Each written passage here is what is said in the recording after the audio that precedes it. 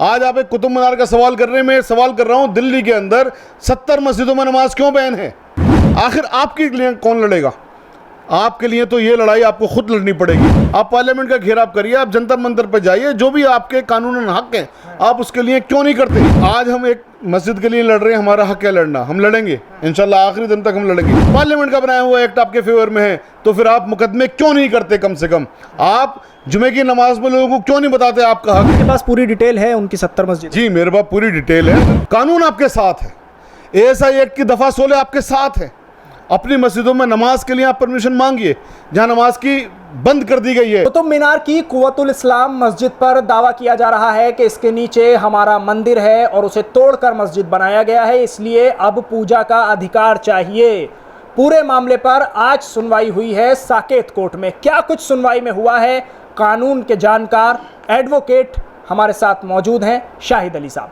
शाहिद अली साहब, सबसे पहले आपसे जानना ये चाह रहे हैं कि कुव्वतुल इस्लाम मस्जिद पर जो दावे किए जा रहे हैं कि हमारा मंदिर है इसके नीचे और इसकी खुदाई कराई जाए और यहाँ हमारा मंदिर निकलेगा, आज उस पूरे मामले पर जो सुनवाई हुई है उस सुनवाई में क्या कुछ हुआ? देखिए, आज मंदिर के पक्ष वालों ने, जिनको आज मीडिया हिंदू पक्ष कहती है, मैं हिंदू पक्ष नहीं कहता, मैं मंदिर पक्ष वालों ने अपील फाइल की थी क्योंकि उनका मुकदमा खारिज कर दिया था कोर्ट ने।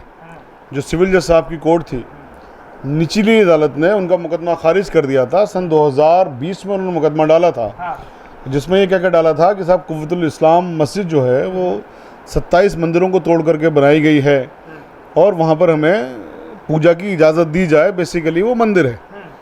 तो ऑनरेबल कोर्ट ने उनके उस मुकदमे को खारिज कर दिया था, ये कहकर कि जो प्लेसेस ऑफ वर्शिप एक्ट 1991 है कि बार है, कोई भी जो प्रॉपर्टियां हैं या जो इबादत गाहें हैं किसी भी मज़हब की हैं चाहे वो, उनका जो स्टेटस 1947 को था 15 अगस्त, वो बरकरार रखा जाएगा। तो इस एक्ट की वजह से इस केस को खारिज कर दिया था ऑनरेबल कोर्ट ने, ये कह के कि आपका केस मेंटेनेबल नहीं है क्योंकि प्लेस ऑफ वर्शिप एक्ट की इसमें बार है।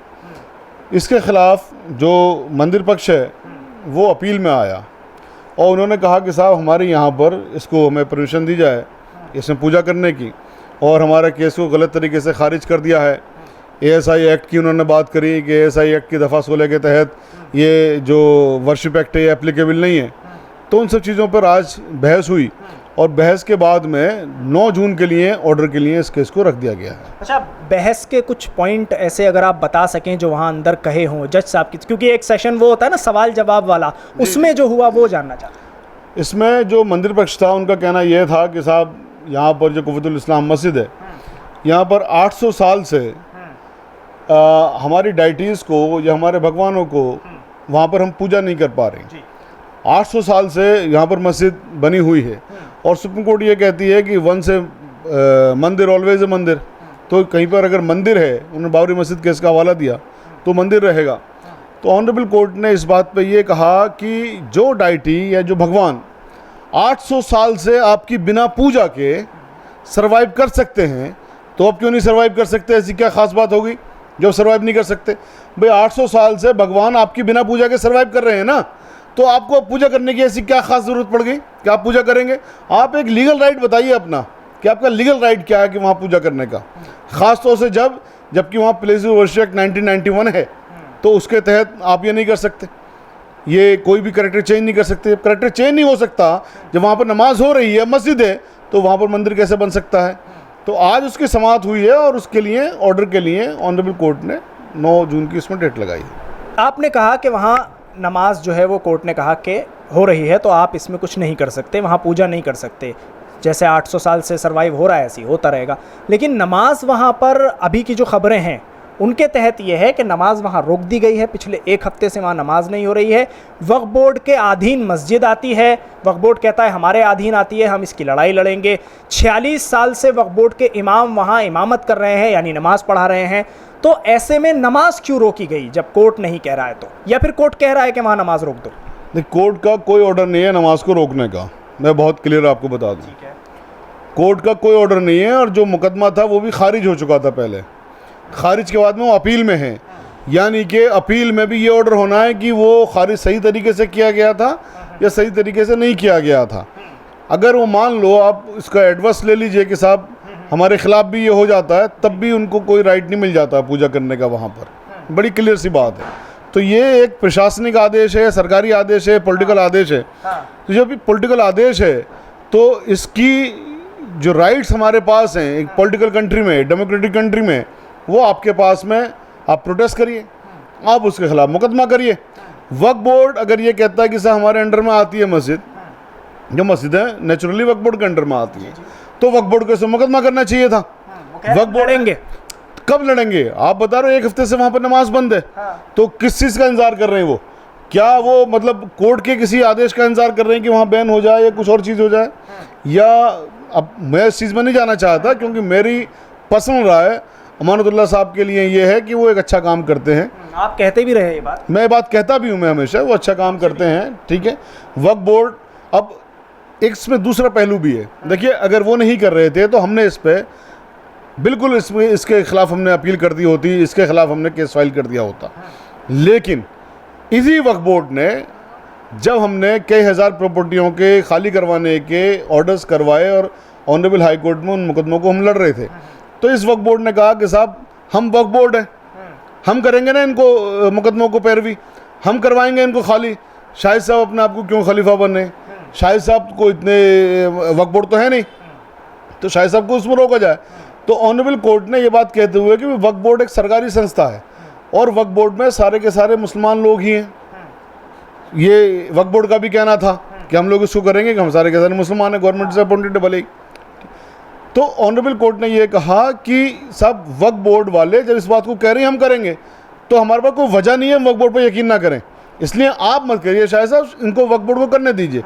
वक्फ बोर्ड ने, बड़े अफसोस की बात यह है कि 2020 ये जो हमारे केसेस में ऑर्डर 2020 में थे, आज तक उन केसेस को परसू नहीं किया है, आज तक उन केसेस को दोबारा फाइल नहीं किया है हाई कोर्ट के अंदर अंडरटेकिंग के बाद। लेकिन जो हाई कोर्ट का ऑर्डर था, उस ऑर्डर की वजह से हम इस ऑर्डर को चैलेंज नहीं कर सकते, क्योंकि वक्फ बोर्ड के कहने पर हाई कोर्ट ने हमें बार किया हुआ है किसी भी मुकदमे को वक्फ बोर्ड की तरफ से या वक्फ बोर्ड के खिलाफ लड़ने के लिए। अच्छा, एक चीज़ ये बताइए कि आप कह रहे हैं कि आंदोलन करना है, आंदोलन करना चाहिए, खामोश कब तक रहेंगे, सड़क पर उतरना चाहिए, लेकिन आप लोगों की जो तंजीमें हैं, ठीक है, बात कर ली जाए, अगर जमीयत उलमाए हिंद की ही बात कर लें नाम लेकर, तो जमीयत तो मना करती है कि अगर मस्जिद के मामले में आप सड़क पर उतरते तो वो बाबरी मस्जिद वाला हाल होगा, तहरीक बन जाएगी अवामी और आपके हाथ से मस्जिद चली जाएगी। मौलाना तौक़ीर रज़ा ख़ान और मुशावरत वगैरह कहती हैं कि सड़क पर उतरिए आप। तो क्या चल क्या रहा है आखिर? देखिए, मैं इसका आपको 2 तरह से जवाब दूंगा जी। ये आपने एक ऑर्गेनाइजेशन का नाम लिया। हाँ।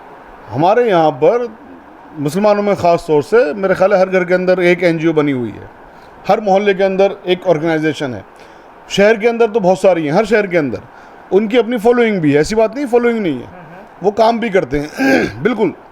लेकिन जहाँ कहीं पर भी मसला आता है अपने हक़ की लड़ाई के लिए, कौम के हक़ की लड़ाई के लिए, अब कौम के नाम पर, हक़ के नाम पर पैसा तो सबके पास आता है, लेकिन जब हक़ की लड़ाई के लिए आता है, मैं बहुत सारे इश्यूज़ पे ये लोग लड़ भी रहे हैं, ऐसी बात नहीं लड़ रही, लेकिन जिन इश्यूज़ पे वाकई में लड़ना चाहिए, जिन इश्यूज़ पे कानून आपके साथ है, उन लड़ाइयों को नहीं लड़ते हैं। और वो बहुत बड़ा क्वेश्चन मार्क है, क्यों? इस पर एक पूरी तरह से एक खाली इसी चीज़ पर अगर मैं 2 घंटे ही बोलूँ तो मेरा ख्याल कम होगा, लेकिन मैं आपको इशारतन बता रहा हूँ ये बात। ASI एक्ट 1958 दफ़ा 16 वो ये कहती है कि जितने भी ऐतिहासिक महत्व की इमारतें हैं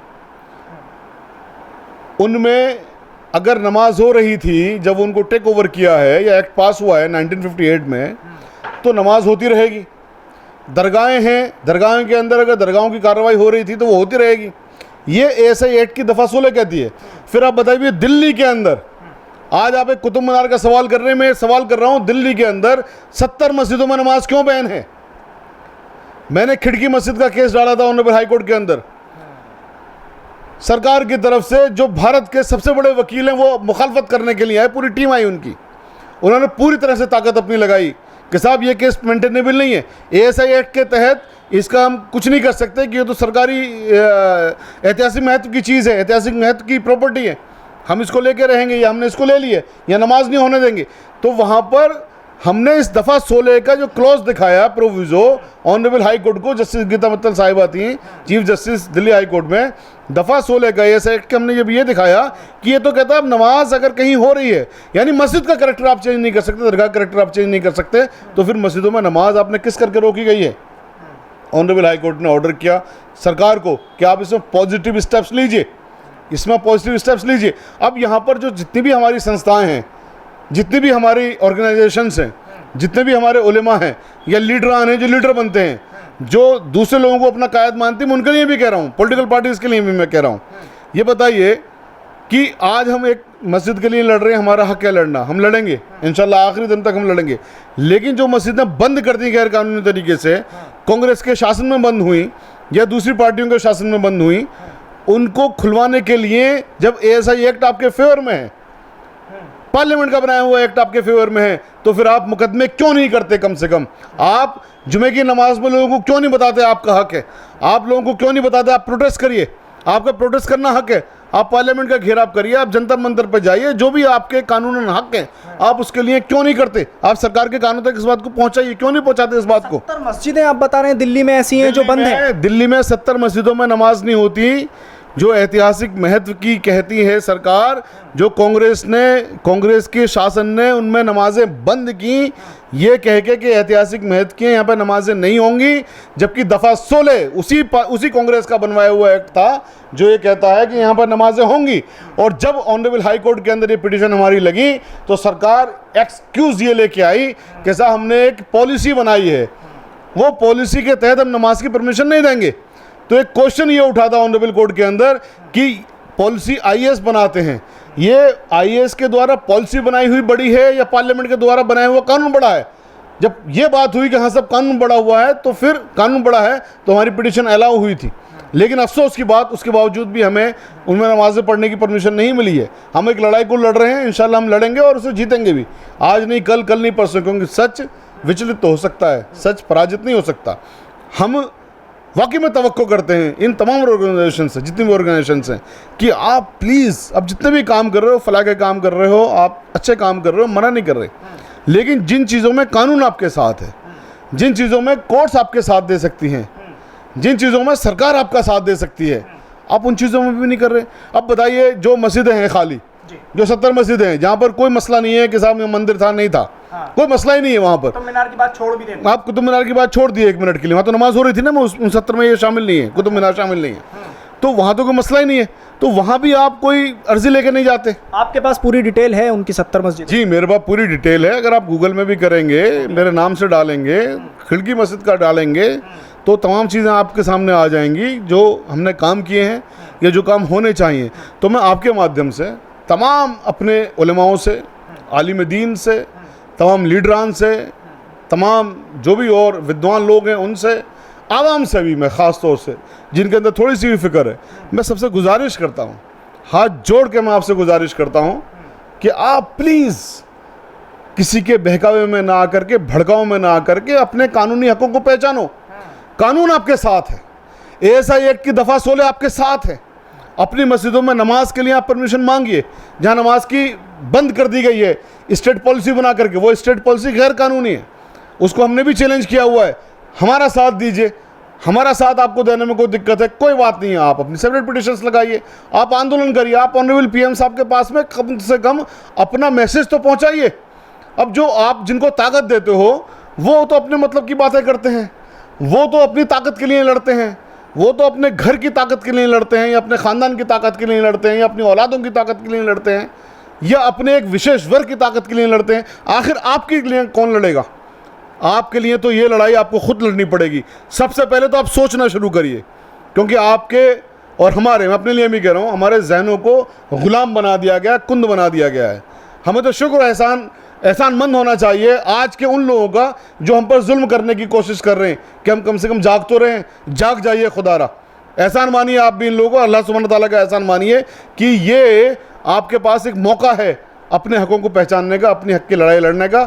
वरना नशे में थे आप, आपको सस्ता नशा दे दिया गया था उन सरकारों के द्वारा, अब आपको ज़िंदा करा जा रहा है, आपको जगाया जा रहा है। तो जाग जाइए, अब तो जाग जाइए कम से कम, क्योंकि आखिरी मुकाम इसके बाद में कुछ नहीं बचता है अगर आप अब भी नहीं जागे तो। शुक्रिया शाहिद अली साहब बातचीत करने के लिए INN से पूरे मुद्दे पर। तो एडवोकेट शाहिद अली कानून के अच्छे जानकार हैं और सीधे तौर पर उन्होंने ये बताया है कि दिल्ली में 70 मस्जिदें ऐसी हैं, अगर आप कुतुब मीनार की बात को साइड में रखकर बात करें तो 70 मस्जिदें ऐसी हैं कि जिनमें दिल्ली में नमाज नहीं होती है। तो ASI का जो एक्ट है उसका क्लॉज 16 जो आपको ये अधिकार देता है कि जिसके ज़रिए आप अपने अधिकारों को कोर्ट के ज़रिए ले सकते हैं, तो वहाँ पीछे क्यों हट रहे हैं, क्यों आगे नहीं आकर अपने अधिकारों की लड़ाई लड़ रहे हैं। दिल्ली से INN चैनल के लिए साहिल नकवी।